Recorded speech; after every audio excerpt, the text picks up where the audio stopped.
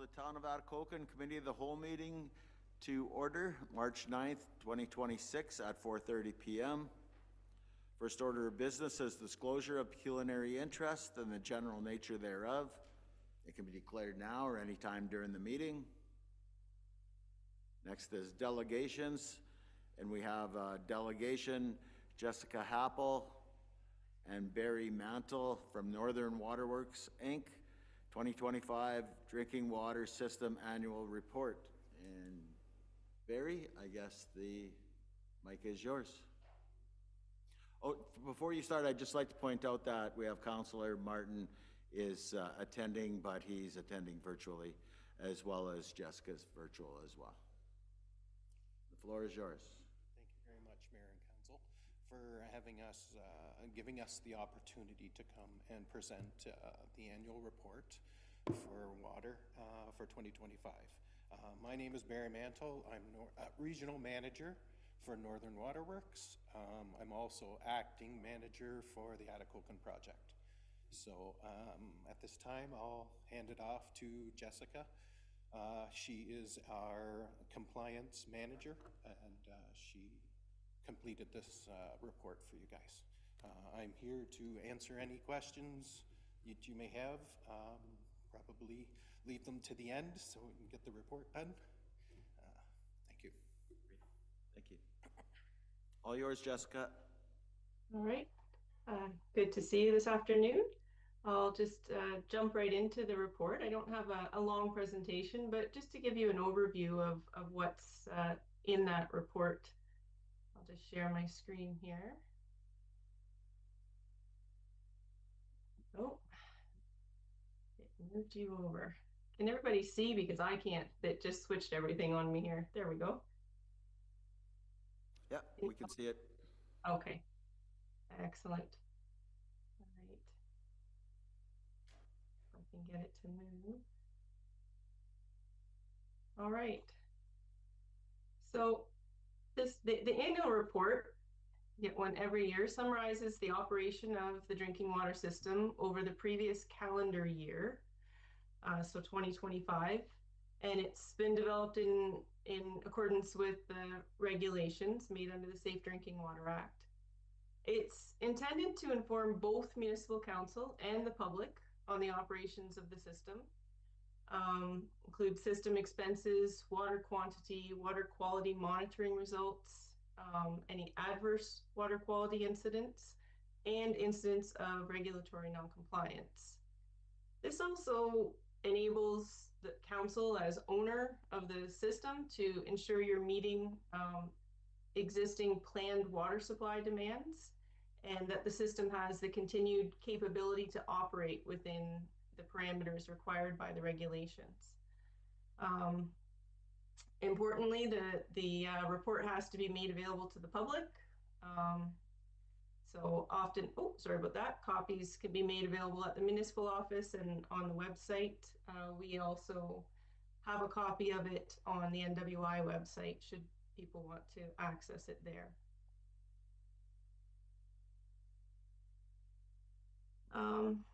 So moving into the report, I don't know if you have it with you or not, but section 2 includes a brief description of the system and a list of the treatment chemicals used. The Atikokan drinking water system is comprised of both the treatment and the distribution subsystems, with Northern Waterworks serving as the overall accredited operating authority. However, the town of Atikokan is responsible for many operating functions in the distribution system, including water main repairs, system flushing, lead sampling, and providing ORO and OIC coverage for the distribution system. So it's a team effort there. So in Atikokan, water from the Atikokan River is treated using sand ballasted flocculation process, filtration, and chlorine disinfection. In 2025, there's no significant changes to the treatment process or the treatment chemicals used. In section 2, there's also a list of major expenses required, and the big ticket items in 2025 included the inspection and repair of high lift pump 1, Some changes to the heaters in the water treatment plant, troubleshooting to do with SCADA, and your water main replacement on O'Brien. Those are the major items there. In terms of water quality monitoring results, those are summarized in section 3. And as per the regulations, drinking water samples are routinely collected and tested for microbiological and chemical parameters. In 2025, all microbiological and chemical results were below the Ontario drinking water quality standards, except for one instance of high fluoride. And I'll speak to that in the next slide here. I'll just skip to that one. The high fluoride result was the result of a chemical pump failure. So that pump was immediately taken out of service, and no fluoride measurements from samples taken in the distribution system measured over that 1.5 limit. So in that case, I guess you can say, used to say dilution is the solution. So it was immediately addressed at the plant and wasn't high in your distribution system. There were 4 AWQIs, or adverse water quality incidents, during the year. One was related to low free chlorine in the distribution system at a dead end location. That's where you do tend to have those happen. Corrective actions were implemented, and there were no issues there in the follow-up. The third incident, this was probably the most stressful one for us this year, was the result of a power outage, which happened during your tornado-warned storm in July. And at the same time that there was a power outage causing issues at the plant, there was a emergency water main break in the distribution system. So this resulted in low or no pressure to part of the distribution system, and quite a bit of follow-up on that one. Completing the repair, restoring pressure, restoring chlorine residual. There was a boil water advisory for that, but in the end, all corrective actions were followed, and the microbiological testing made it safe to return the system to normal operation. So moving on, in terms of drinking water production, that's summarized in section 4. There's a comparison of flow rates to the rated capacity of the treatment plant. In 2025, Atikokan operated within the rated capacity at all times and supplied an average of 1,663 cubic meters per day. That's about 31% of the rated capacity. In comparison, the maximum daily flow rate recorded was 2,069 cubic meters. That's about 34% of the rated capacity of the plant. The amount of water supplied in 2025 was actually at its highest since 2020, but the average daily flows were stable and comparable to previous years. So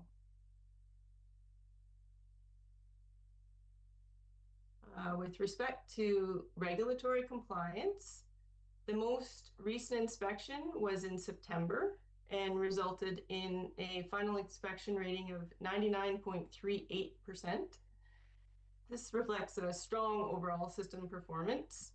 There was one incident of regulatory noncompliance identified.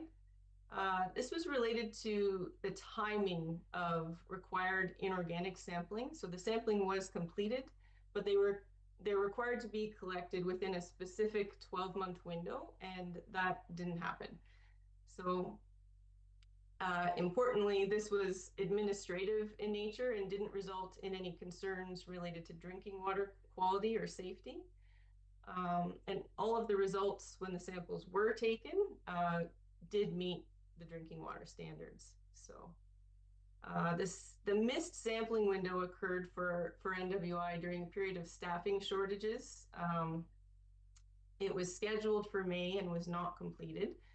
And to prevent reoccurrence, we've adjusted our internal tracking some and scheduling practices, and we'll ensure that all sampling happens in 2026 within the regulatory timeframes. We've adjusted the timeframe as well to sampling in August, which is a usual time for many of the systems that we operate. So much less likely not to be noticed. Overall, inspection results confirm the drinking water system is well operated, well maintained, and protective of public health. Does anybody have any questions about any details in the report? Okay, Councillor Shine. Thank you, Mayor Ferguson.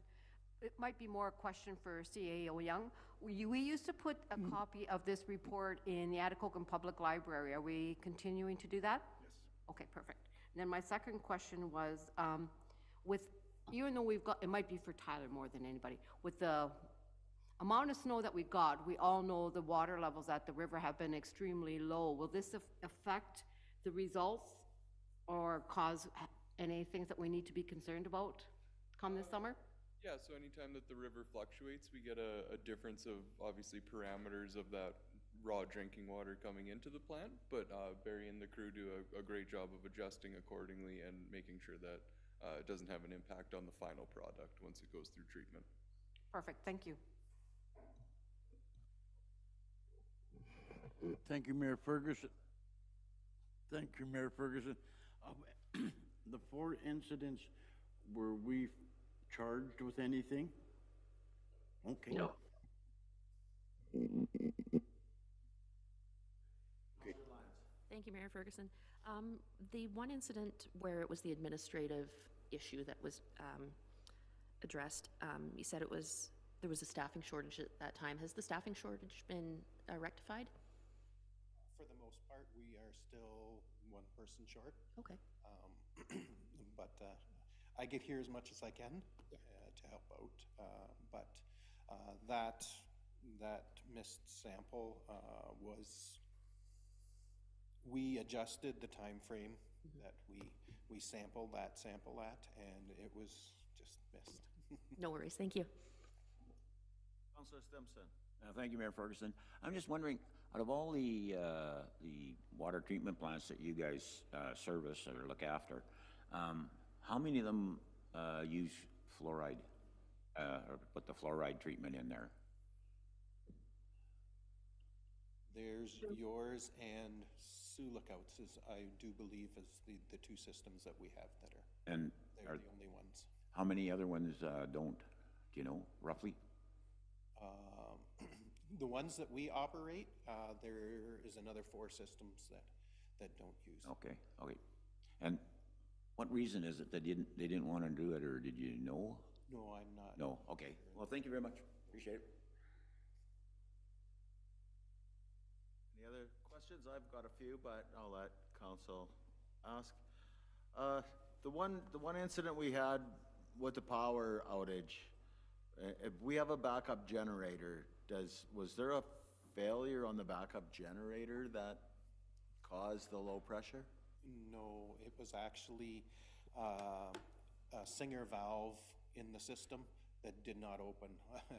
The generator fired up, the high lift continued to make pressure, but it got stopped by its check valve that it never opened on the system. So we ended up seeing a lot of pressure just on the pump itself, and we couldn't figure out at that time what was going on. And then when they realized the pressure was high, that valve had not opened. So it took a little bit of time to be able to figure out what was going on and relieve the pressure in the check valve. And then once that pressure was relieved, it was allowed to open, and then you guys were back to pressure. Great. It said we could make 6,000 cubic meters, or yeah, is that the right word? 6,000 for production, cubic meters. So what would be and we're at about 2,000, so what would be the realistic number that we could do? Like 6,000 is the peak. Could we realistically produce 6,000 cubic meters daily for 365 days? No. No? No, that's just a peak flow. I know the ministry doesn't want us to go over like 80% of that capacity. Okay. So it's an 80% buffer, okay. That makes sense, yeah. And the last question, you said you were 99.38% compliance. Is that good? Yes. Yeah. Well, I don't know, is that like, is it supposed to be 99.9, like, it sounds like a great number, it sounds like an awesome number, but I was just wondering, Yeah, compared to what is it? That's what we strive for as the company is to have 100% on all our inspections. Right. So that's the goal. So at 99.38 is. Yep, it sounds good, yeah. Reminds me of my high school marks. Tyler, did you want to comment on that?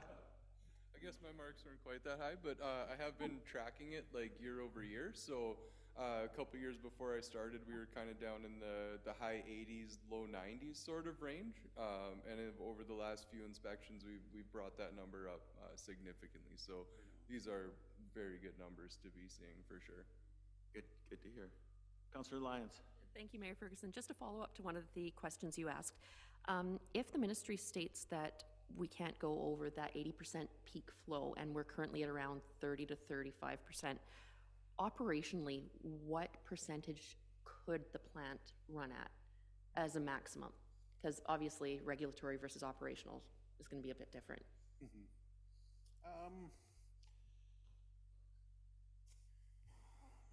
It's hard to say without doing a full projected case scenario where we would run the plant at that higher pace to see how it would. But it theoretically, you know, we should be able to have no problem running up to that 80%. Okay, yeah, the only reason I was asking for the rest of council's benefit is if in future years we do see growth within the community, can our water plant handle that? Thank you. More questions from anybody? Okay, seeing none. Oh, yes, Councillor Johnson. Mayor Ferguson, thank you. I would just like to remind you that if you got a 99.4% approval rate from your wife on the jobs you do around the house, I'm sure you'll be quite happy with that. Yeah, that's for sure, yeah. Okay, well, Jessica did the presentation, and Barry got all the hard questions, so thank you very much for presenting, and keep up the good work. We appreciate it. Thank you. Thank you. Good to see you. Thank you for coming. Okay, we'll move on to administration and employee relations and financials for the period of February 28th, 2026. In Brandy's absence, I will defer to CEO Young. Yep. So period ending February 28th, as the Mayor said. I will try and answer any questions you have, and if not, we can certainly get the answer and get back to you. Councillor Johnson. Thank you, Mayor Ferguson. Probably most questions for Tyler, and just inquisitive at that. Line 4410, gravel pit. I see we're going to spend quite a bit of money there this year, are we? Yeah, correct. Remember during the budget discussions, we talked about getting the aggregate shelter in place for that? Thank you for reminding me. And line 4470, dam repair. That's in the Hardy Dam. That's our Mud Lake culvert, yep. And has the ministry given us a final go-ahead on it? Not yet, no, but it sounds like we're making some progress. And with that delay, Tyler, is that adding money to that project? We don't have confirmed increases on that, but assumingly yes, given just that it was tendered probably 2 years ago, you know, cost of labor's gone up. We've already procured the materials, so we're really only looking at labor and equipment increases. So. Okay. Thank you. Any other questions regarding budget numbers? Okay, it's early in the year, so some of them aren't showing really the year's trend, but we'll move on from that. And we'll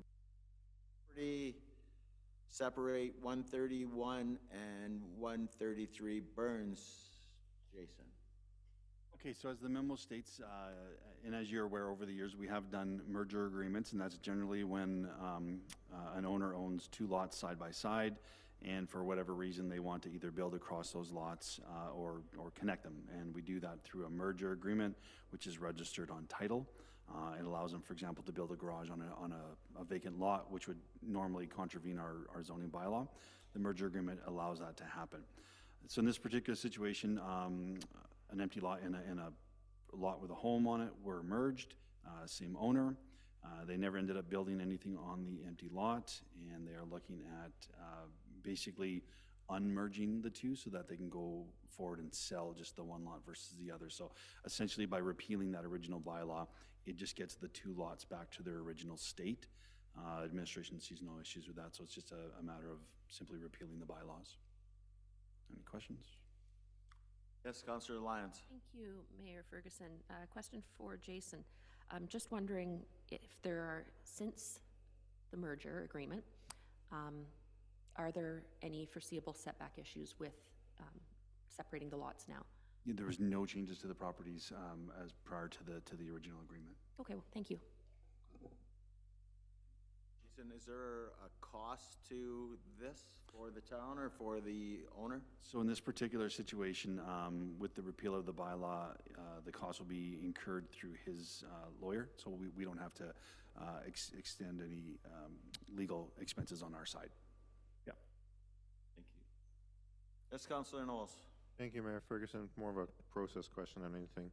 Is it possible in future just to get a printout like on the planning software with a map of the property identified, so just have a clue of what I'm looking at? Duly noted.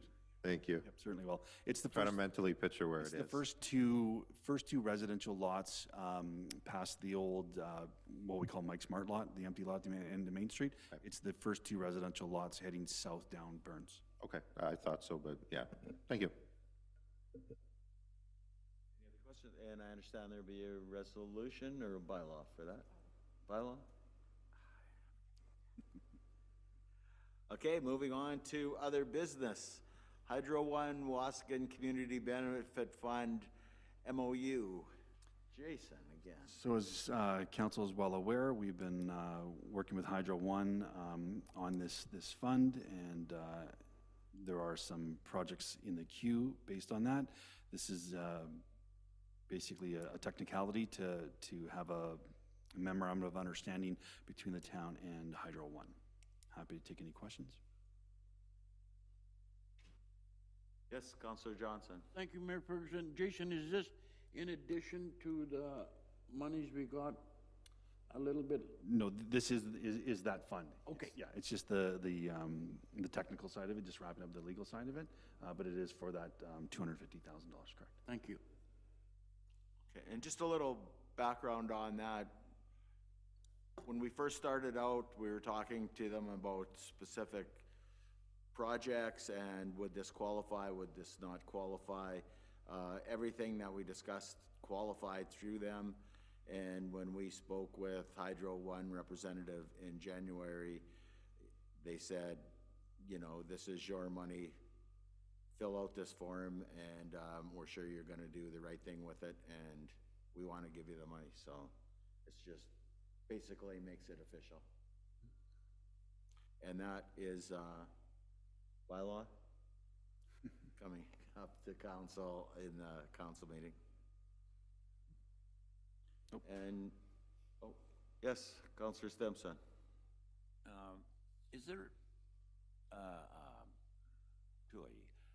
an expiry date on this money? Has to be used by a certain time? Yeah, so basically by the end of the Wassigan project, the monies have to be spent. When's that? So they're shooting for the end of 2028. Okay. So there's ample time to spend the money. Yep, thank you. Okay, no other questions. We'll move on to Waasigan Funding Ad Hoc Committee update. Sure. Okay, I'll speak to that. We have been moving somewhat forward on it. We have applied for the NOHFC grant using some of this Waasigan money. Step 1 has been completed, and we are moving on to step 2, which is a little more in-depth, but that is in the process of moving forward. Again, we identified the project that we wanted to do was the splash pad at the library, and one of the topics we can have today is the public washroom. We're going to need a public washroom at the splash pad. Or we come to the understanding that we're going to need a public washroom at the splash pad. So that is where we're going to concentrate the public washroom. I don't know if we need 2 public washrooms in the downtown area. That's something we can discuss, but the splash pad public washroom is going to go in that area along with other projects, other amenities in that area. So if anybody wants to have a discussion on that. Yes, Councillor Shine. Thank you, Mayor Ferguson. So when all this came about the discussion about a public washroom, there was a Haddock committee that was created with 2 councillors being on it. Now, I see what you mean about a washroom where the splash pad is, but that does no good to anybody that's a senior citizen. They're not going to be able to, in a dire strait, make it over to the library to use a public washroom. So that doesn't really alleviate the situation for individuals who can't get there. So should not the committee that was organized have been consulted in regards to this as well? Isn't that what the purpose of a Haddock committee is? The ad hoc committee was myself, Councillor Knowles, and Councillor Lyons. Not for the public washroom, it wasn't. Yes, I'm sorry. Whatever other committee, washroom committee was struck, it wasn't part of council. They gave a delegation, a request on a delegation, but it wasn't part of council. Council voted and appointed 2 councillors and myself to the Waasigan ad hoc committee. Councillor Stimpson. Thank you, Mayor Ferguson. No matter what I don't think 2 councillors and the mayor can say we're not going to have the washrooms downtown, because that's what we thought we were talking about earlier, and everybody seemed to think that that's the place for it. We talked about having them plumbed in and everything, and now all of a sudden we're said, no, we're not going to have them there. I don't think you can say that. I think it has to come to a vote between all the councillors, whether that's going to go over there or if we're going to have one on Main Street, and then you can build another one over there, because council talked about this, and we thought it was a great idea to have it on Main Street. People come into town, they're tourists. They're going through the stores. They got to go to the washroom. Oh, you can't go in any of the stores. There it is right there. They shouldn't have to go and say, where's this washroom? Where's this washroom? Oh, it's over there by the library, So you get in your car and you have to drive over there. All the way over there. Yeah, if you have to go to the bathroom, Mayor Ferguson, you got to go to the bathroom. Don't laugh. It's not funny, because we're talking about seniors too. And we're also talking about a council. 6 people talked about it. Actually, I'm a member of council as well. Pardon me? I'm a member of council as well. So yeah, okay, well, whatever. Yeah, so 7 of us, we talked about it, and we talked about Main Street, and that's where everybody seemed to want it. The people who were pushing like crazy for it, the citizens, and I was under the impression that that's where it was going to go. We talked about, it's going to get plumbed in, it's going to be this and that, and it's going to be right there on Main Street. Now, if you guys want the ad hoc committee wants to put a washroom at the library, albeit, go ahead and do it. But before you say no to a washroom on Main Street, it's a vote between all of the council. And I agree 100%. Okay. Councillor Stimson, that was the purpose of the ad hoc committee, was so we didn't have 7 different views going on. If that is council's wish, then that's what council will do. But the way you were talking, it sounded like the washroom's going over there. I'm just saying that there will need to be a washroom over there and a change room. And then council can decide if we want to have 2 blocks away. I'd like to vote on that then. Yes, that's 100%. It's council, it's a democracy, and there's ideas put forward.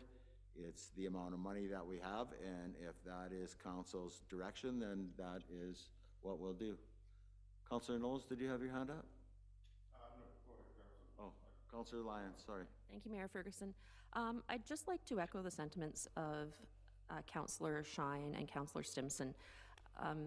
When we first talked about this, and at the time of the ad hoc committee being formed, well, early in the stages of the ad hoc committee being formed for this project, we did commit to the community that we would be strongly considering the washroom on Main Street. That's where the porta potty has been, and the volunteers have been maintaining it for the last several years. And it was even published in the Progress, and we received a lot of support for it. Now, I can completely understand why there may be a need for a washroom and change room at the splash pad itself. I also think that hopefully we can hear more from the experiences of Thunder Bay and their project management team on developing their splash pads there in the coming council meetings.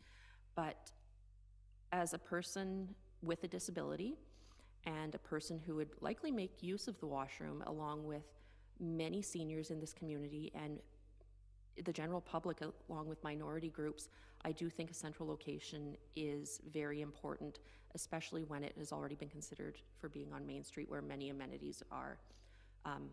If we do need a second washroom over at the splash pad area, I think that's certainly something we can talk about.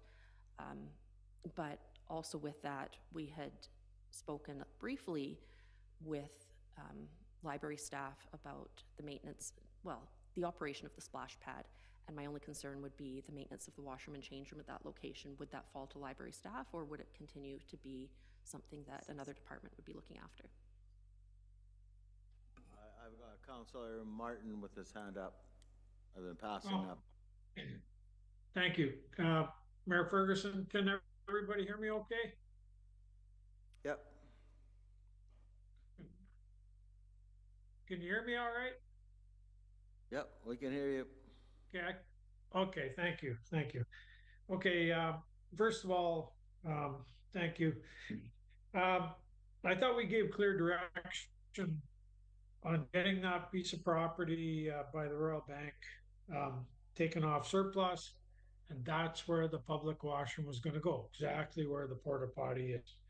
I thought we all agreed on that. And I thought we gave clear direction to whoever administration that was going to happen. So now what I'm hearing is we're going to have lots of washrooms over by the splash pad. We got washrooms in the library, we got washrooms in the Pioneer Center, and then we'll have a washroom for the splash pad, and we will still have no washroom on Main Street. I'm really disappointed about that. The last meeting, I heard something about a porta potty being on Main Street, and I can almost guarantee you that no volunteers will be cleaning that porta potty this summer. So, in light of that, where's the money coming from? Well, we got Waasigan money. The last meeting I heard we have millions of dollars in tipping fees that we've just sort of received from Steep Rock and possibly other projects. And so I'm recommending we budget maybe $100,000 for a public washroom in the middle of town and near the food and near shopping. You want to revitalize the downtown core, you need a washroom to do that. So that's all I have to say on that matter. Thank you. Okay, thank you, Councillor. Councillor Stimson. Oh, Councillor Knowles was ahead of me. Councillor Knowles. Thank you, I appreciate it. Throughout the process, as a member of this ad hoc committee, as we kind of delve deeper into this, the costs of a splash pad became far more clear. Even with leveraged monies that would double, if not triple, the amount that we'd be receiving, it's still close to impossible to achieve both tasks properly. So the choice becomes then, do you have a public washroom with that money on Main Street and half a splash pad? Or a full splash pad and with a washroom and a change room and nothing on Main Street? It's not a decision that's being made lightly, but it's utilizing the most of the funds that are available through this process. In order to do both projects, we need to find tax revenue in order to make both projects happen. So that is a whole other discussion, and probably one that needs to happen now, given the budget discussion. So that's really the reality of it. The costs have gone up significantly for building a splash pad. The resources needed, even in comparison to building one in Thunder Bay, and even with some costs being covered, it's just very expensive. If you utilize the washrooms in the library, you are then restricting the splash pad use to the hours of the library and their staff, because you cannot just leave the library open for people to come and go and use the washroom as they please. So that is a further challenge. Do you have a splash pad that doesn't operate on certain days of the week, or before noontime, or after 5 p.m. if there's no staff there? So it's just trying to work out the logistics and trying to do as much as possible with the funds that we have. I don't think anybody was malicious in choices or opinions. That is just the matter of fact of the dollars and cents behind this pot of money and these potential projects. So I kind of leave it there, but I'm happy to keep the discussion going. Thanks. And I could just say, if it's council's wishes to do both, then we just have to right-size the splash pad area to be smaller, be less, to take money for the washroom. So it's not that nothing that can't be done. If it's council's wishes to do it, then we right-size the splash pad area to spend the money that we have for that and use the rest for the washroom. So it's nothing that can't be done. It's council's wishes. If that's what they wish to do, then that's what we can do. Jason, did you want to say something? I'll wait till the end. Okay. I'm totally, thank you, Mayor Ferguson. I'm totally in favor of Councillor Martin's idea. We've got that, what we call a windfall of money from the tipping fees. I don't think we should these are two major projects that everybody wants in town. And I don't think we should sacrifice one for the other. And I'm seriously thinking of asking for a vote right now that the washrooms get guaranteed on Main Street, because that's what we thought we were doing, or have a vote on it anyways, so that we don't have to worry about this again coming up, that it might not be on Main Street. But I don't want to see a lack of the splash pad too. And, you know, we've got all, we have, like Gord said, we have all this money. I think go ahead and bang on these two projects and get them done, and then we've done something for the people in town and for the kids too. It's not something I just want to see the money go to. Councillor Martin. I wasn't done then. Is that me? Is it my turn? Hello? Okay, thank you, Mayor Ferguson. Man, I almost lost my train of thought here. In fact, I think I did. Sorry, I'm gonna have to skip out here. Oh, okay, I remember what it was. I appreciate the efforts of the ad hoc committee on this with the splash pad. Just like because we're not privy to how big this thing is, what it's like, I sort of envision a splash pad as a flat piece of concrete with water spraying out of it. Um, like, I don't know if that has to be monitored or has, there's supervision for that or, and, I guess my question is who estimated the cost on it? How big is it? Like, we really don't have enough information, or I don't. Maybe the ad hoc committee has it. But who estimated the costs on what this splash pad's gonna cost? And are you allowed to share that with us? From what I've seen, and I'll speak first is, we haven't seen, we've got some very exorbitant numbers for this splash pad, which shocked me on what it was going to be and what I was envisioning this is going to be. So you are correct, because we haven't got any numbers. We've got anything from $600,000 to $250,000 for a splash pad. So without seeing some mock-ups, what it's going to look like, what the cost is going to be, I don't think we can say something that this is it has to be one or the other. I agree with you, Councillor Martin, that, let's have a look, let's see what it's going to look like. Yeah, that's what I envisioned, was a piece of concrete with a drain in the middle and some water spray where the kids can enjoy cooling off time. So I definitely think that we can't make these decisions until we get a mock-up of what it's going to look like and what the cost for that is going to look like. And if it's, if we have to shrink something down or do something different to make both projects fit, then we can do that. But I think we're kind of getting a little ahead of ourselves on this splash pad and how much it's going to cost, because I think we need to look at the cost and look at what it's really going to look like. Councillor Shine? Okay, Councillor, okay. Oh, yes, Thank you. Councillor Lyons. She was first. Go ahead, sir. So I guess, first of all, neither the ad hoc committee or council, we haven't determined a scope of this project, exact location, mock-ups, et cetera, like you were saying. And so, reaffirming what you just said, Mayor Ferguson, we don't have a good understanding of what costs will be. It's quite a vast range. So to determine whether one project is doable or both projects are doable is still yet to be determined. Overall, I think this is a major social issue that we need to consider very carefully.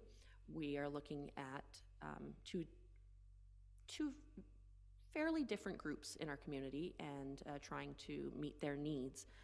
And I think once we have a better understanding of what we can feasibly implement, we are going to need some sort of consultation on this to see if the community is supportive of it.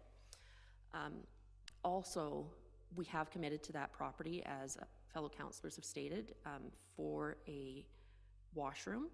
And if the washroom is in fact feasible, I do echo Councillor Stimpson and others' comments that we should be putting this to a vote probably today to confirm that location. Councillor Shine. Thank you, Mayor Ferguson. When you applied for the second aspect of the grant that you've submitted, would you have not had to, or through the process, develop a plan that you're going to have to submit to them to give them the scope of what the practice is? Like, Oh, I'm happy to speak to that as well if you want. Doesn't really I matter. can, provide all the comments and then I'll. Okay, I would just say the phase 1 has been submitted. The phase 2 is where the Class C estimates would generally be drawn up. They will be reimbursed. You're not allowed to incur any cost before the phase 2 application is submitted, or before the phase 1 application is approved. You can do it when you're in the process of doing a phase 2 application. If the process or the application isn't approved, you are on the hook for those costs. So. But if it's approved, then those costs are covered. So that will give you your estimates of exactly what it's going to cost. Many of the costs that we've seen were from similar communities. and what they did with their splash pads, and those were, you know, not factoring in the cost of bringing in materials, possibly from further away, that those are in more urban centers. So I'm happy to hear more about what other communities are doing, but it is a splash pad's an expensive endeavor. As far as windfalls of money, I'm not really sure where any of that conversation is coming from. We have a balanced budget based on holding a 2% tax increase. Those windfalls are keeping those taxes at 2%. I asked Randy specifically, if we didn't have those windfalls, what would our tax rate be? And that number is in the double digits of percentages. So we don't have a tax windfall and a big pile of money that we can just throw at a washroom. I'm not really sure where that discussion even arises from. So when we're looking at it, if we were to add on the washroom, logistically speaking, we would be looking at approximately a 1% tax increase in order to do that. So based on just kind of, and that, you know, again, that gets down to doing a Class C estimate and seeing what the cost of putting a washroom in is and the servicing of it. So just when we have these discussions, just what is that going to look like for the community as a whole? There is no quick answer. If there was, then we certainly would have discussed it and probably be doing it already. So just comments to digest. Thank you. Liz, you had your hand up. Thank you, Mayor Ferguson. So we've been discussing the public washroom for almost 2 years now, I want to say. We've been cleaning it uptown on Main Street for at least 2 years, the volunteers. Have we even made an attempt to cost out what it would be, other than us ourselves as individuals looking into it, other than the little committee that is looking at the public washroom arguing for it? Have we as an organization looked into it at all? Have we come up with a plan, an estimate of what it might cost? Have we done anything in that matter? Well, I think Councillor Stimpson still has a comment. You can answer her question if you want first. I'd rather answer them all at once, if I could. Yeah. I'm just requesting that we have a vote on this, that there is going to be a bathroom on Main Street, and a recorded one, please, when we're done. Thank you. Anybody else? Jason, floor is yours. Thank you. I'm not sure what a recorded vote today would be. The bathroom is going to be on Main Street. So are you asking to amend the budget? Is that the request being put? Are you asking to amend the budget? No, I'm asking that when we were talking about putting them. All I want is that if we do put a washroom anywhere, it goes on Main Street. That's all. Okay. Nothing to do with the budget. But it has everything to do it. That's we do it. Councillor Simpson has everything to do with the budget. So the budget was brought forward and it was passed as presented with the project, with the money set aside for the splash pad. So if you want a recorded vote tonight, the only recorded vote I would see would be an amendment to the budget. I'm not sure how a recorded vote on wanting to build another washroom without a dollar figure connected to it. I don't know how that would go. No, I think you're misunderstanding me. All I want is, we said we're going to build a bathroom, a washroom, and we talked about it, and we were going to put it on Main Street. All I'm saying is, when the time comes that we do this, we do anything, it goes on Main Street. A washroom goes on Main Street, not anywhere else, because that's where we wanted it. Sure. Well, that could be an additional project. That's not saying I want it done this year to amend the budget.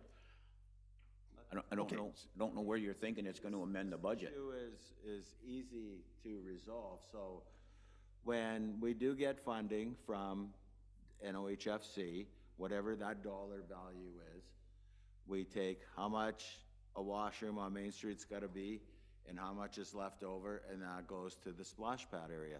That's the way it is then. That's fine. We're going to take this money and do these two projects. That's what we agreed on. I agree 100%. So whatever the splash pad's going to look like, if it gets downsized a little bit, if we don't do as much in the one area, then so be it. That's the way it goes. We get the washroom on Main Street, and then the money that's left over, we go as far as we can with the splash pad. So to me, that's Easy, that's slam dunk, that's it. We don't have to have a vote, that's what was agreed upon, that's where the money was gonna go. If that's council's decision, then we split it. Some goes on to Main Street, the rest goes to the splash pad. Councillor Sean. Thank you, Mayor Ferguson. What I'm looking for is I'd like to see a plan that shows what a washroom could potentially look like on Main Street, the potential cost, a splash pad over by the library. I have no problem with that. There are alternates, because you see when you travel through the cities, when you even go through Fort Francis, Dryden, Thunder Bay, there are all kinds of different sizes. Let's look at that, develop a plan, and not just have one. Say we're gonna have a 30 by 30, I don't know what size they would be, a 30 by 30, and then 10 different sprinklers coming out, and a change room and a washroom. Look at alternate plans and develop those plans. Whether how we get that information, I think, is up to making whatever our staff have to do that. But voting on something right now, we need to see plans for what you want to develop with that money. How can we vote on something if we don't even have a plan? 100%, I agree, yep. Councillor Lyons. Thank you. One of the questions I have is, right now, the library hosts water days throughout the summer. I think the last 2 or 3 years, it's been every Wednesday afternoon with blow-up water slides and other things. Have we spoken with Tracy at all about how that's managed when it comes to changing or washroom facilities, et cetera? And where is the determination for the need for the washroom and change room coming from? Question for CAO Young. Sure, okay. So we're gonna go all the way back on this one because there's been a lot discussed here tonight. I think, and it was administration that had this conversation. So we said, when you talk about pipes in the ground and the civil work, so if we're already doing civil work on this location for water and sewage, we are already going to have to construct a building of some sort, possibly for electrical and pumps. So then it became a natural discussion to say, well, it makes sense to put a change room / washroom. So then the discussion became, well, what a great opportunity to have a public washroom. We heard loud and clear from council that there was a need for a public washroom, sort of killed 2 birds with 1 stone. I absolutely disagree with the argument of, this location, this is the only location, people won't make it any other ways. I disagree with you, because we measured from when you walk outside of the bargain shop, and if you would walk over to the planned location beside the RBC, or if you walk over behind the post office, it's the same distance. When we talk about local people are going to very quickly know that there is a public washroom available. We are not that large of a community that, that difference between there and there will make a difference for absolutely anybody. And I will argue more seniors walk to the post office every day than they are down going to stores down Main Street. So if we want to talk about availability, I would argue that the post office doesn't have a public washroom. Well, seniors are, and it's not just seniors, we're using seniors as an example, but the majority of our community is going to the post office every single day. Having a public washroom within eyesight of that, to me, makes a lot more sense than across from the mall or wherever it is. I know that there was a public delegation. I know there's been a lot of discussion about that location. And I absolutely think that if council wants to spend taxpayers' money to build a structure there, absolutely. It's your budget. We can absolutely do that. I think to say that we're going to now change, that we're going to have to do both projects, they're going to be done this year, and we're going to cost it out, and we're going to spend a lot more money, because we're going to have now, we're going into the civil work is twice now, ×2, one for the splash pad area, one for an undeveloped commercial lot on Main Street, and we're going to build 2 buildings. As Councillor Knowles had said, there's not enough money in this particular pool of money to do that. Also understand is, during the budget process, we brought forward $150,000 from the Wassigan money, $91,000 from taxation, $9,000 from reserves, would leverage potentially leverage $500,000 from NOHFC to build this area. How much will it cost? It's to scale, right? You can build 2 sprinklers, 8 sprinklers. There's a lot of ways to say, well, how much is it going to cost? We have engaged, and I said, the services of Crescent Engineering to be the project managers. They will be able to start delving into the costs for these sorts of projects.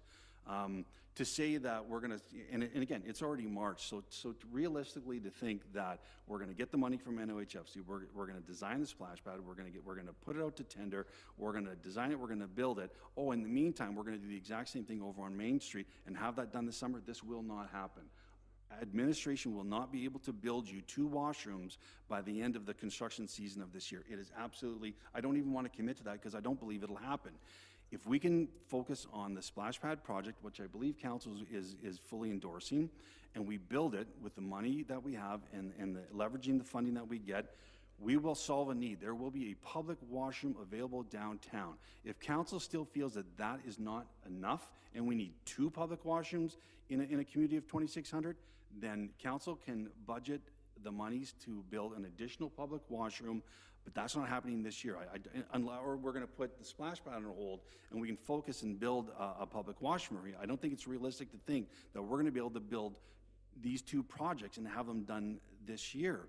And my comment about porta potties was, is if there's a specific event happening on Main Street, there's no reason why we can't have a porta potty put out for the day or the 2 days and then have it removed. I'm not saying leave a porta potty up like we have for the last couple of years. We appreciate the volunteers. It wouldn't have happened otherwise. I don't disagree. We're giving everyone an alternative, and I think that to say that, you know, it has to be here because people won't make it around the corner, I disagree with that argument because, again, I think that corner is very well used. The post office is very well used. And the budget is passed. If you want more money set aside for building a second structure, then we'll have to either open up the budget or budget in future years. And I appreciate Councillor Knowles' comments regarding the extra revenues seen this year. That money has been incorporated into our budget with our 2% tax rate increase. And we're hoping to continue, certainly. We hope next year that we're going to have another great year and a lot of extra revenue, and it'll continue allowing us to do a lot of the great projects that we're doing. Thank you, Mayor Ferguson. I just want to say thank you for that, Jason. It's invaluable to hear administration's insight. First of all, this is I know I had asked administration and other members of the ad hoc committee late last summer about determining servicing needs, like underground servicing requirements on the various properties, and also getting a lay of the land for the footprint of both projects, and that didn't occur. So this is the first time I'm hearing that this is now an unserviced lot. That comes as a bit of a surprise. Not unserviced, but we would have to put in a new service. Like, you would still access, I'm assuming, Main Street, if you may? Yeah, so it's serviced in that there are services in front of it, right? Obviously, you still have to connect to those services. It's not that it's unserviced, it's that you still have to connect your services. Any appropriate new build comes with a new service. Certainly, okay. Either location. Yeah, okay. So I guess my concern is that these, while they're expensive projects, or they can be expensive projects, because we haven't determined the scope of them, this leads to another question that I'm not looking for a response or discussion on. I'm just putting food for thought out there. If we're talking about how undertaking these projects this year that we've already approved in the budget, it in more than likely isn't going to occur within this budget year, and there are at least a dozen other major projects that we have approved in that budget, how many of those are going to be carryover that aren't going to get done this year? And I just want to leave it at that. The other thing is, with the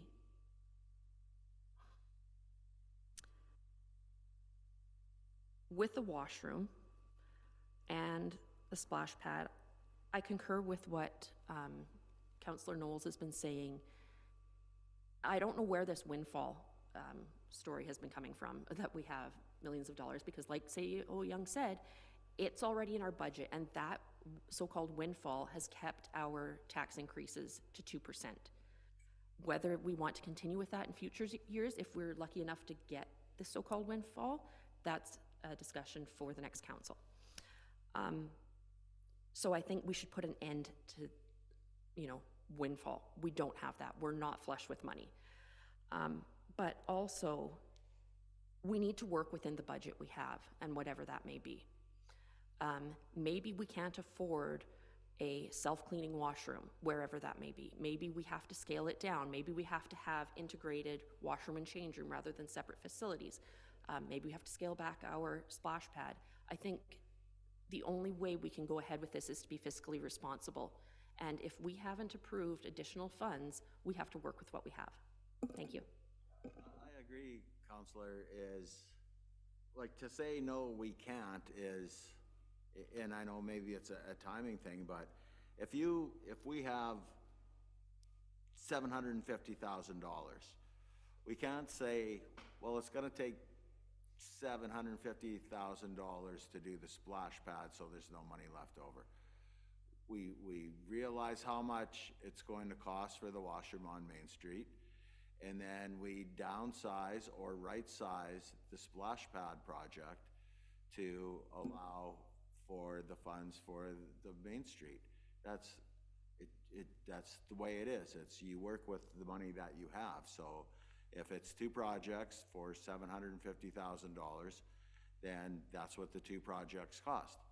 So you can't, you have to live within that. So I think that's it. The money's not the answer, is if we want to do it or not. We'll make it work. We get the money from NOHFC and we'll make it work, but it's just what we're building has to fit in with the money that we have. You know, you could build a house and say it's going to cost $1 million to buy a house, and you only have $500,000, so maybe make your house a little smaller. I think, to me, that it's easy. It's just the decision. We're going to do both. Okay, we're going to do both. That's fine. If that's council votes on that, cool, it's done, and we move forward. But when we do the splash pad, we're going to have to realize that there's going to have to be money put aside for the washroom on Main Street. I don't know who's all got their hand up here. You want to just want to jump in real quick if I can. The problem is we don't have $750,000. We have $150,000 from the Waasigan, and we have $91,000 from taxation, $9,000 from reserves. I don't know if adding that project or the way we word phase 2 will jeopardize the money. If it does jeopardize the grant, then there won't be either. But if there's such a way to be able to at least expand the scope so that NOHFC isn't committed to the one property, then sure, you're right. I mean, there's money left over, and then we can look at it as almost like a phase 2 sort of thing. But I think it's really important to understand that funding is crucial for any project. Councillor Stimson. Thank you, Mayor Ferguson. Yeah, when I meant that we have a windfall, we're going to be getting that for a few years. We've used the one for this year. We've used the extra money we have for the budget. Why do we have to? Can we not do the splash pad in overtime, like part this year and part next year? Do the washrooms have to be permanent, or it's only going to be used for the summer? Could it not be a porta potty and us build a wooden structure for a change room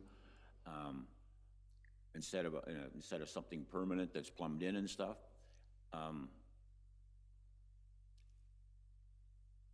I realize that things can't be done if you don't have the money, and I wasn't thinking that we were doing this all in 1 year, but. Councillor Knowles? Thank you. Actually, my comment was going to mirror CAO Young's. There really is no guarantee we're going to receive NOHFC funding. We have to be prepared as both a committee and as council to pivot on this project should that funding not materialize and we are left with a much smaller basket to work with, where realizing one of those projects may present a challenge. So nothing is finite and set in stone yet, and now that the phase 2 is in process, if council is happy to move forward.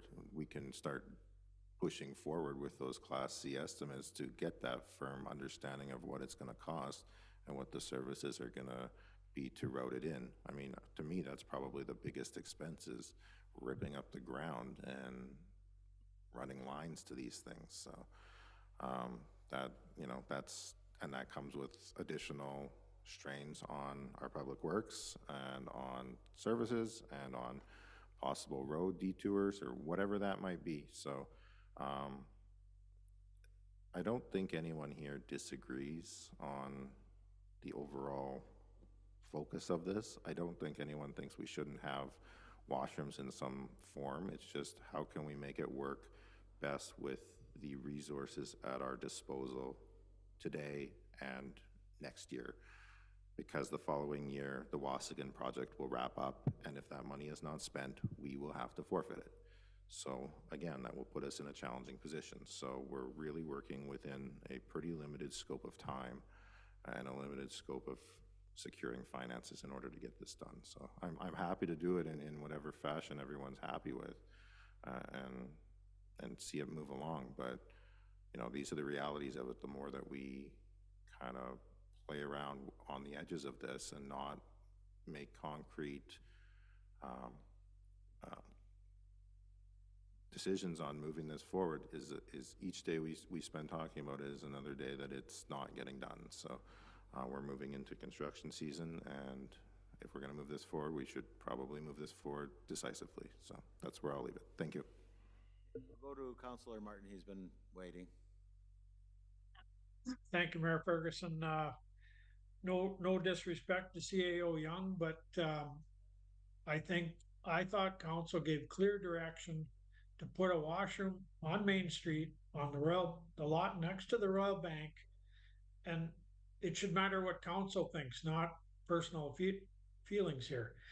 I also, and the Wassigan money was thrown around that was a portion of that money was going to be used for that. So we got two problems here. It sounds like we need to have two ad hoc committees, one for the splash pad and start getting some realistic numbers and sizing and ideas for the splash pad, and a separate ad hoc committee for public washroom on Main. Because I could buy at auction, I could buy a bathroom to plunk on that lot for $10,000, between $10,000 and $15,000. It would be, you'd have a flush toilet there. So this doesn't have to be a $200,000 washroom on Main. It could be 10,000, could be 15,000, could be less than 50. Let's get some numbers happening here. It's all pie in the sky stuff. We have no idea what kind of numbers we're looking at that we need to spend here. So we need to get this moving forward. I'm happy to sit on one of those ad hoc committees. And we don't need to keep talking in circles on this matter. I thought we gave clear direction on what was going to happen, and now I don't know what's happening. So thank you. Okay, thank you. Councillor Stein. Thank you, Mayor Ferguson. This is going to be my last comment on it. In that plan, we also need to develop the cost, what it's going to look like for both projects, but we also need to take into consideration the library is not open 7 days a week. What staff are going to be involved in maintaining that? Who's going to make sure it's cleaned up at the end of the day when there's no library staff, if that's who's going to be responsible for it? Who is going to be responsible for the maintenance, the daily maintenance that's going to be required for a splash pad? I want to know that information in the plan. That's all I'm going to say. The daily maintenance is a concrete pad with some sprinklers that go on, and when you push the button, the sprinklers go on for 10 minutes, and then it times out and they shut off. It's a cement pad. It's got a drain in the middle. It's not 24/7, 365 days a year. Okay, this runs a certain amount of time. The library has stepped up and said that they would be part of looking after this splash pad. Again, what it's gonna look like. But it's not maintenance. I don't think it's caretakers year round going there and I don't know. Like you say, it's a cement pad with some sprinklers going on it. So this item was requested to be an update, so I think the update came. So, at the risk of going around and around and around, I'd like to get some last words. Jason? Two final comments, if I may, thank you.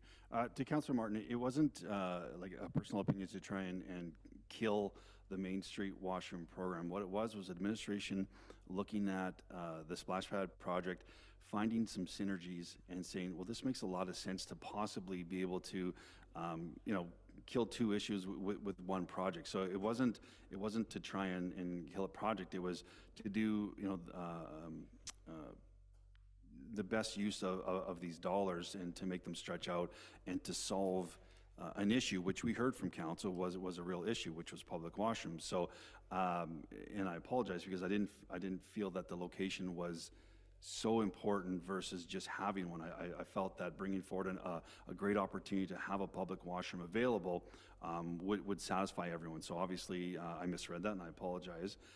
And certainly, you know, like you said, I mean, we can look at the other options, but it was just a matter of, it was a great opportunity to stretch those funding dollars if we're so lucky, and to deal with a couple issues that were there. In Councillor Shine's comment, you're right, and I mean, as far as this was the question that was asked by administration to me when the first discussion about public washrooms come up: who's going to clean it? So you're right. Who's going to clean the washroom at the splash pad?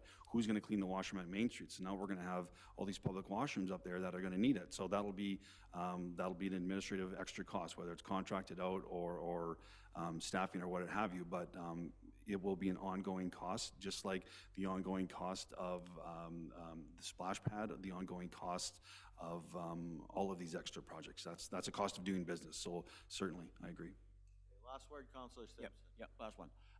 Last year at NOMA, there was two companies there that did splash pads. Hopefully they'll be there again, and I'll see if we can get some information on them, some prices, and one outfit did say they would do the grant work for them.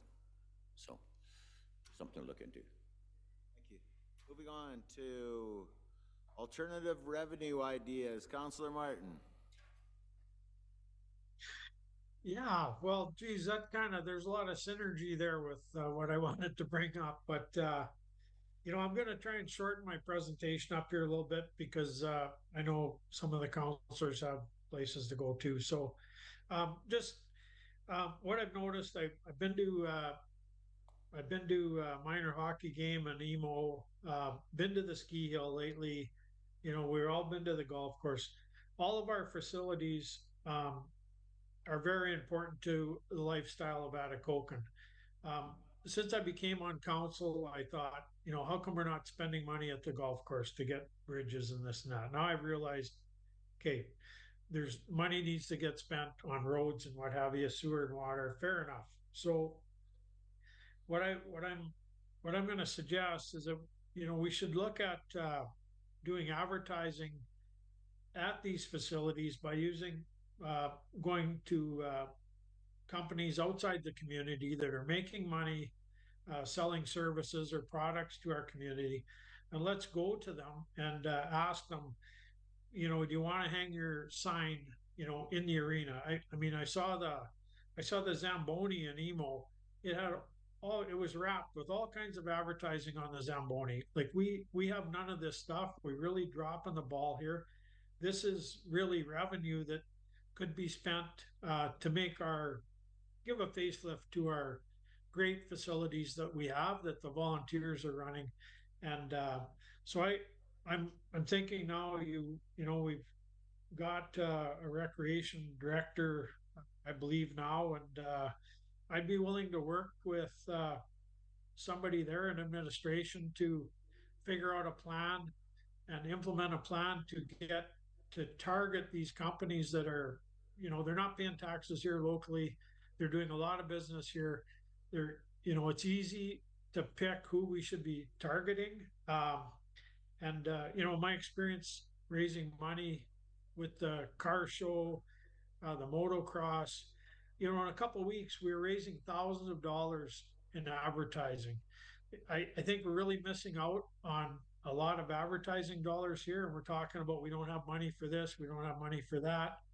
You know, this money could go into those facilities that really shouldn't be a burden on the taxpayer. I mean, they improve the quality of life here. They're run by volunteers, most of them.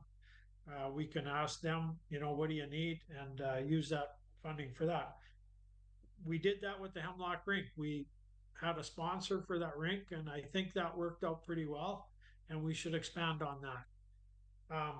So basically, I don't know where I am here. Just bear with me a minute here. Um, so I'd be happy to work with somebody in administration to target who we're going to go after, you know, what the fees are going to be, how that's going to look year after year. Um, and the other thing that I wanted to bring up, and I didn't lead with this because I didn't know if it would get put on the agenda, is the mat tax or accommodation tax. Sorry, Sue.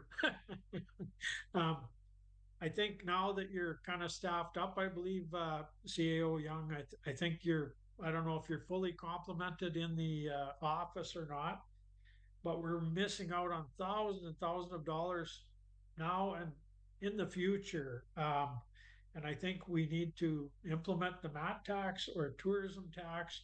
This could pay for that public washroom on Main Street. This could pay for flags on Main Street, or it could pay for advertising, and it could pay, you know, for the tourist information booth. It could help with generating money. So you're using money from outside the community to fund these things that everybody gets to use. And once again, it's not a burden on the taxpayer of Atikokan. Mayor Ferguson always used, you know, his line is, you might want to finish it for me, Mayor Ferguson. You know, everybody wants everything, but where's the money come from? So basically, you know, I'm going to quote chapter 10 of the 13 ways to kill your community. Yeah, 13 ways to kill your community. Reject everything new. Okay, so typically I'm going to quote, we become entrenched in the status quo of what we know as communities. We often choose not to accept new people or new ideas or new ways of thinking, or new attitudes. We reject everything that is new and opt to, you know, keep with the familiar devil. So, I mean, I know it would be a lot of work to implement the MAT tax or accommodation tax. Hotel rooms could be Burnell Park too, camping fees. I don't know, but I think the time is now that we should work on it. It's going to take a long time, and I'd like to see some commitment to start looking at this alternative revenue stream, you know, the MAT tax, accommodation tax. And I'd be happy to work with anybody on that in administration, as well as some advertising revenue too. So that's all I had. Thank you very much. Thank you, Councillor Martin. Yes, Councillor Knowles. Thank you, Mayor Ferguson. I like the advertising idea. As far as the MAT tax goes, I'm happy to have an offline conversation with you about the benefits and more likely the struggles of the MAT tax program. It is what I do for a job outside of these walls, so I'm happy to have that conversation and plot a course forward for next steps. But that's probably the best next step, rather than dealing with it within committee of the whole. Thank you. Moving on to bike park update. I'll leave that to CAO Young. Thank you, Mayor Ferguson. So as we all remember, we had a great delegation not that long ago from a group of individuals requesting council get behind an idea of theirs. So as promised, I had reached out to them. We've had a couple quick conversations, just some preliminary items. I think there are certainly some challenges regarding this, and I mean, we obviously just went through what we just did with the splash pad and public washroom. So these ideas aren't as simple as just, you know, somebody wanted to do something. We heard council loud and clear. We want to move forward on this. Location is key. We did have some discussions regarding possibly Centennial Park. I know that the group had mentioned that they had originally thought of that location as well. The big challenge for us becomes what it is. Unfortunately, because we're a municipality, it's not as simple as just putting some dirt for kids to drive over top. Again, we need to do it properly, and to do it properly takes some money. It has to be properly engineered, because you don't want to build something that is going to hurt, or potentially cause injury in the use of them. So there's more. There are some challenges. We're having some discussions about if there's maybe something temporary we could do this year for them. We talked about up at the recreation area up by the airport, Charleston area. If there's maybe some temporary solutions up there. But once again, I do not want to overcommit and promise something that I don't realistically think that we can get done. I don't think that there will be a bike park built this year to what needs to be done, but I think it's a great idea. I think that we can certainly start looking at it and looking at how does it get designed. I looked, for example, on some modular ones, and they start at $80,000 to $100,000.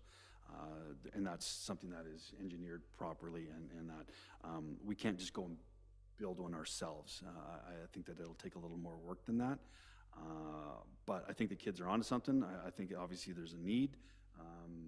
I just think it needs a little more work and time, and we're committed to keep working on that. But I don't want anyone to have unrealistic expectations that we're going to have a bike park built this year, sort of thing. But we'll certainly continue the discussion, see if there's something temporary we can do for them, something little maybe on a smaller scale, possibly. But as far as like either purchasing or designing a permanent structure in town, that will take some time, and we made them aware of that. I think kind of what I was looking at getting out of this, CO Young, is just an agreement in principle from council that we do support this. We put it, everybody clapped their hands and was in favor of this idea at council. But I think if we had something in writing that said the council is in agreement to doing something like this, and we'll work towards, work with the group and work towards completion. But, again, to say 2 weeks, what are we gonna do is not, but I think we should put something down saying, yes, we agree in principle that we agree that this is something that's needed and something we'll work to. Yeah, we can bring a further report with a recommendation for a resolution or something, if that's what council wants at a future meeting. Sure, yeah, we can do that. Yeah. Yes, Councillor Lyons? Thank you, Mayor Ferguson. Yes, I'm fully supportive of that agreement in principle as well, and unfortunately I wasn't able to attend the Committee of a Whole meeting to view the delegation in person, but I did watch it, and the kids did a great job. Also, if there's going to be anticipated costs, maybe we could ask administration to also explore public-private partnerships for implementing it once there's a scope and we have a better handle on what that might look like. Councillor Shine. Thank you, Mayor Ferguson.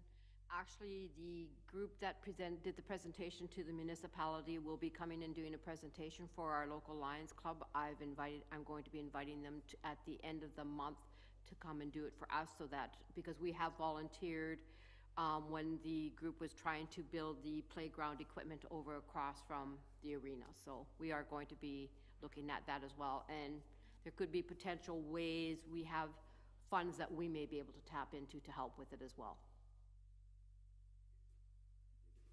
Yes, Councillor Johnson. Thank you, Mayor Ferguson. I appreciate your words, Jason. The only thing I'd like is if we could get a firm commitment that we're 100% behind this. And the reason I'm asking that is for fundraising, so we could get on the ball of fundraising, because we need to know as early as possible so we can start hitting up businesses.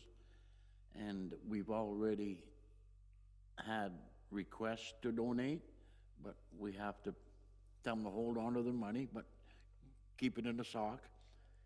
So if that could, I'm not rushing you. I think a resolution, as Mayor Ferguson said, I think a resolution will show a strong commitment from council. Yeah. Okay. Oh, yes, Councillor Martin. Thank you. Thank you, Mayor Ferguson. Yeah, I'm really supportive of the Lions Club, hopefully working with this group. What I'm afraid of is that we've all been supporting a bathroom on Main Street for a couple of years, and I'm afraid that these young fellas or young boys and girls will be off to college or university by the time we actually get something approved here. So I don't think this will cost the town anything. Donate, specify some land. Ideally, for me, I'd like to see it over by the sliding hill. You know, that place is near and dear to my heart. I've I've done some digging over there. It's all clay at the bottom, and I think these kids could make the track themselves. We built the track up at Charleston for the motocross. Some stuff worked out, some stuff didn't work out.